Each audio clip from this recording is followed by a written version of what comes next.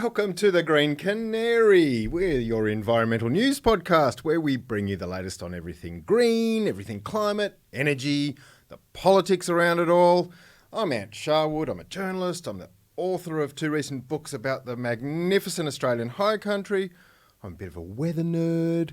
And I'm sitting opposite Elfy Scott. Hello, Elfy. Hi, Ant. How are you going? Almost stumbled over my name there. I was like, we've known each other long enough. Sorry about that. Hi, I'm Elfy Scott. I'm a journalist, writer, and at this point, I'm going to be honest, I really need a holiday. Today on the show, we're going to be talking about the Great Barrier Reef. We're going to be talking about the move away from logging in Victoria, estuaries, and an important name change for the Macquarie River. But to kick things off, we need to talk about a coal report, don't we, Ant? We certainly do. We do. And the International Energy Agency, the IEA, has produced, actually, I have to say, a surprisingly readable coal report for 2021.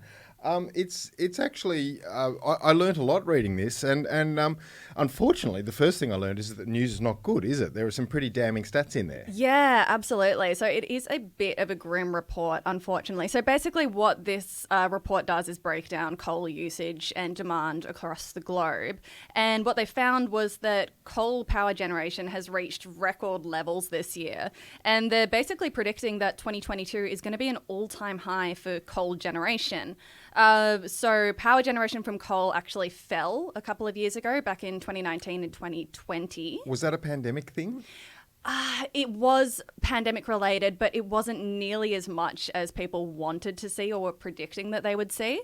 And now basically it's bouncing back, which is deeply disappointing, I think. We've just had a thing called COP26. The nations of the world got together. They made aggressive net zero targets for 2050. Then they said, hey, we're going to get even more serious about 2030. This is the sort of report that makes you think we're in a lot of trouble meeting those targets.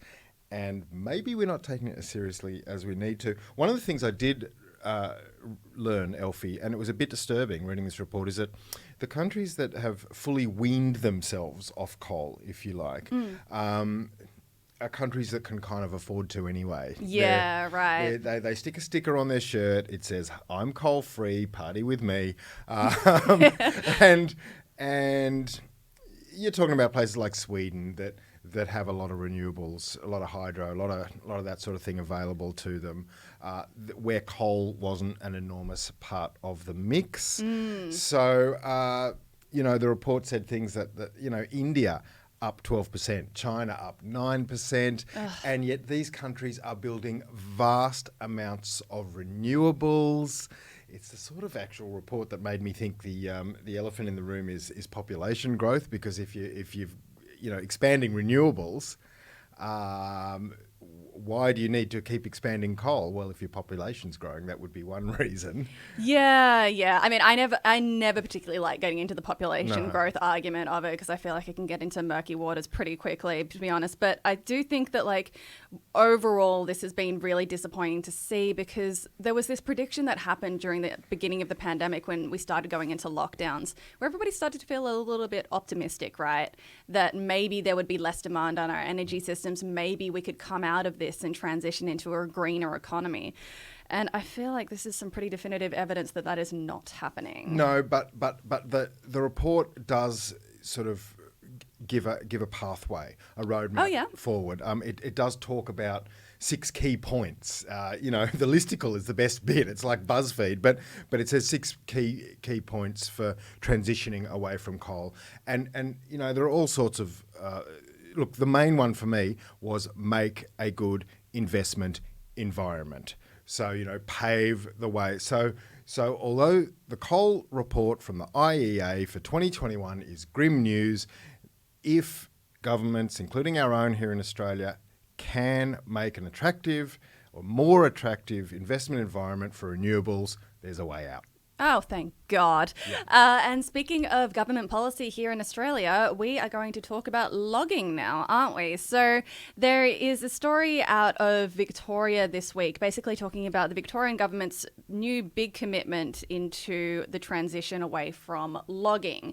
Can you talk to me about this story? Yeah, well, we spoke about it a couple of weeks ago, didn't we, Elfie, when we were talking about the Victorian Vic Forests, the Victorian government a sort of corporatised state forest agency, was found to have been illegally logging, naughty, on slopes that were too steep. Now, the reason they have to go to the really steep slopes where it's hard to log is because they're running out of available, magnificent, untouched Australian mountain ash forest. So the Victorian government knows it's dealing with a limited resource. It has promised for a long time to say, hey, plantations by 2030. Now it looks like they've actually... am I going to say roadmap again here? I feel it coming on. I can't help it. They've provided a bit of a thing. It's a bloody roadmap. God. Yeah. Well, I mean, I think it's amazing, and it's a fantastic commitment to all of those workers who do have to transition out of this industry, right? Or at least into the plantation logging that Victoria is moving towards. So the transition is officially starting in 2024, I believe, and should be completed by 2030.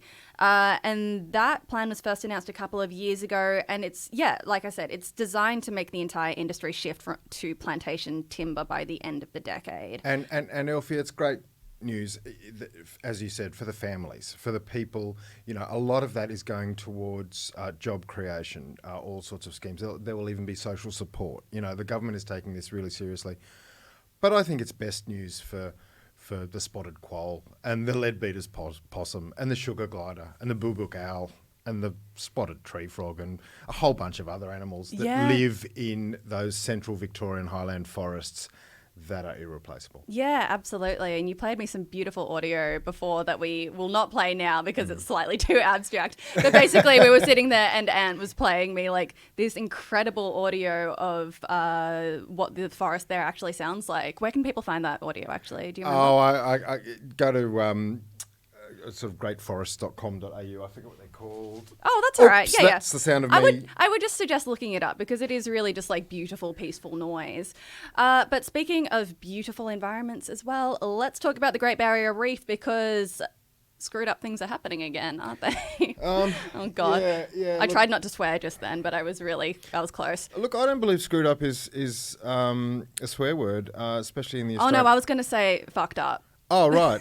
Well, we're a family podcast here, and God knows my family's heard that word a few times. So, but Elfy, America's NOAA, N-O-A-A, the National Oceanic and Atmospheric Administration, basically that's America's Bureau of Meteorology, right? Right, okay. That's the weather people in America. They say there's a lot of heat building up. So do our BOM, by the way, our bureau. A lot of heat building up in the northern and central parts of the reef, in the water. What we're talking about is an oncoming bleaching event likely later this summer. Yeah, so it's predicted to start in late January, and I think they said that it would maybe it would have peaked by March next year. So, you know, coral bleaching, if you're not familiar with it, I'm sure everybody is based on all of the viral videos that happen around the Great Barrier Reef, but it happens when the reef experiences heat stress, and it's basically a response where the coral separates from the algae that gives them their colour and nutrients.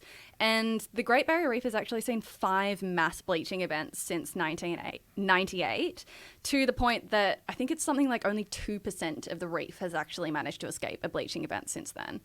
Wow. And I think most of those, I know there was one in 98, but I think the other 4 might have been this century, or at least 3 of the 4. So it's like the bushfires. We know the bushfires are coming faster, more furiously, more frequently. Ditto the bleaching events. So let's see what happens towards the end of summer. But there might be a chance to avert a serious event. Her name is Nina.